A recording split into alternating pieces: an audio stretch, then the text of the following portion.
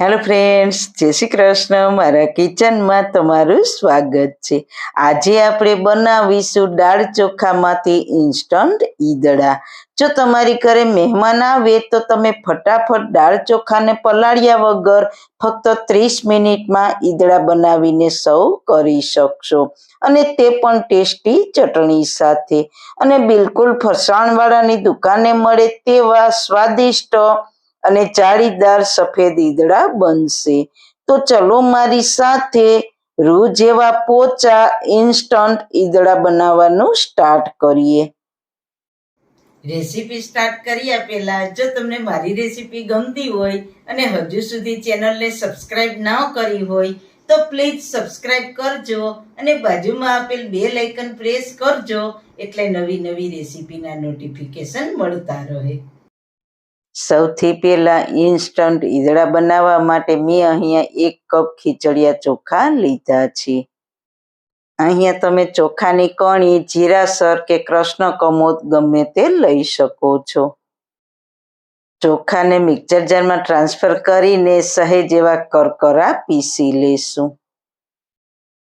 પીસેલા ચોખાને પહોળા બાઉલમાં લઈ લઈએ. બસ આવા સહેજ એવા કરકરા પીસવાના છીએ. તે જ મિક્સર જારમાં અડધો કપ અડદની દાળ લેશું. તેની સાથે 1/4 કપ ચોખાના પૌવા લેશું.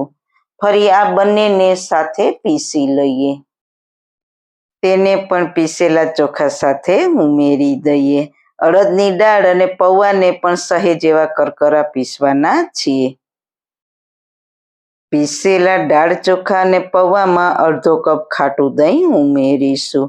ત્યારબાદ 1 કપ પાણી લઈને થોડું થોડું પાણી ઉમેરતા જઈશું અને ઈદડાનું મિશ્રણ તૈયાર કરી લેશું. અહીં આપણે દાળ ચોખા કરકરા પીસ્યા છે, એટલે આ ઇન્સ્ટન્ટ ઈદડા છે ને ફરસાણવાળાની દુકાને મળે એવા જાળીદાર બનશે. વળી પૌવા ઉમેરવાથી આ ઈદડા એકદમ રૂ જેવા પોચા અને સફેદ બનશે. અહીંયા બધું મિક્સ કરવામાં મેં ટોટલ 1 કપથી થોડું એવું વધારે પાણી ઉમેર્યું છે. બસ આવું સોફ્ટ બેટર તૈયાર થઈ જાય ને પછી બનેલા આ બેટરને ઢાંકણ ઢાંકીને માત્ર 30 મિનિટ રેસ્ટ આપવાનો છે. 30 મિનિટ પછી ઈદડાના બેટરને ઢાંકણ ખોલીને જોઈ લઈએ. અહીં જુઓ, દાળ ચોખાએ થોડું એવું પાણી શોષ્યું હોવાથી મિશ્રણ છે ને થોડું થીક એટલે કે ઘટ થઈ ગયું છે.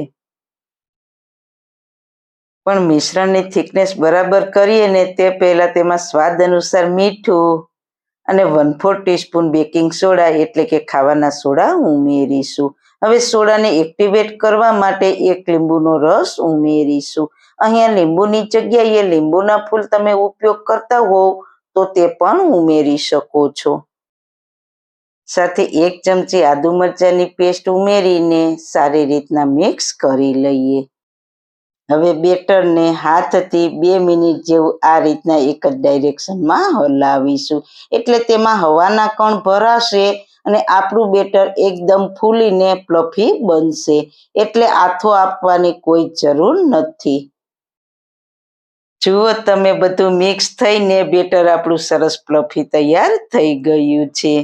બેટર આપણું થોડુંક થીક હતું એટલે તેમાં મેં 1/4 કપ જેટલું પાણી ઉમેરીને બેટરને સોફ્ટ થિકનેસ વાળું તૈયાર કરી લીધું છે.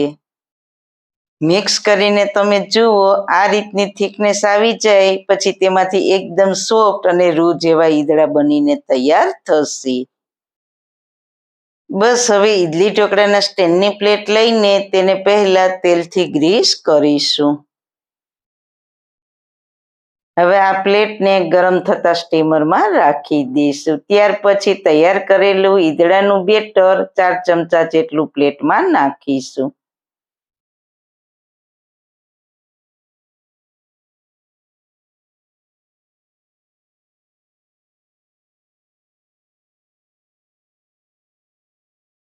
બેટર નાખ્યા પછી પ્લેટને સહેજ થપથપાવી લેવી એટલે સેટ થઈ જાય. હવે બેટર પર મરી પાવડર સ્પ્રિંકલ કરીશું, એટલે એકદમ ફરસાણવાળાની દુકાને મળે તેવા સુપર ટેસ્ટી ઈદડા બનશે. ત્યારબાદ ઢાંકણ ઢાંકીને 15 મિનિટ માટે સ્ટીમ થવા દેશું.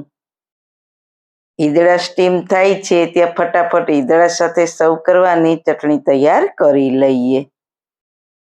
તેના માટે મિક્સર જારમાં 1/4 કપ ચોખાના પૌવા લઈશું. તેને પીસીને પાવડર તૈયાર કરી લઈએ. પીસેલા પાવડરમાં 2 તીખા લીલા મરચા, અડધો ઇંચ આદુના ટુકડા અને ડાળી સહિત ફ્રેશ સમારેલી ધાણા ભાજી, સાથે સ્વાદ અનુસાર મીઠું, 1 ટીસ્પૂન ખાંડ અને છેલ્લે અડધા લીંબુનો રસ અને 1/4 કપ જેટલું પાણી ઉમેરીને તેને પીસી લઈએ. પીસાઈ ગયા પછી ફરસાણવાળાની દુકાને ઈદડા ઢોકળા સાથે સર્વ થતી ખાટી મીઠી ચટણીને બાઉલમાં લઈ લઈએ. આ ચટણી ફક્ત ઈદડા ઢોકળા સાથે જ નહીં પણ કચોરી સમોસા સાથે સર્વ કરશો તો પણ ટેસ્ટી લાગશે. હવે આપણા ઈદડાની પણ સુગંધ આવવા લાગી છે, તો 15 મિનિટ થઈ ગઈ છે તો ઢાંકણ ખોલીને જોઈ લઈએ. ઈદડા એકદમ સ્ટીમ થઈને ફૂલી ગયા છે, તો તેને ચપ્પાથી ચેક કરીએ તો ચપ્પુ એકદમ ક્લીન બહાર આવે છે. હવે ઈદડાની પ્લેટને સ્ટીમરમાંથી બહાર લઈને ઠંડી થવા દઈશું. લગભગ 5 મિનિટમાં ઈદડાની પ્લેટ ઠંડી થઈ ગઈ છે, તો તેને કટ કરી લઈએ. તમે તમારી ચોઈસ પ્રમાણે નાના મોટા પીસ કરી શકો છો. ચોઈસ મિત્રો તમારી પાસે છે. ઈદડાના પીસને લઈને જુઓ, એકદમ ફરસાણવાળાની દુકાને મળે એવા જ કલરમાં દૂધ જેવા રૂપાળા અને જાળીદાર બન્યા છે ને બાકી એકદમ પ્લફી અને ટુકડા કરીને પ્રેસ કરીએ તો સુપર સોફ્ટ બન્યા છે.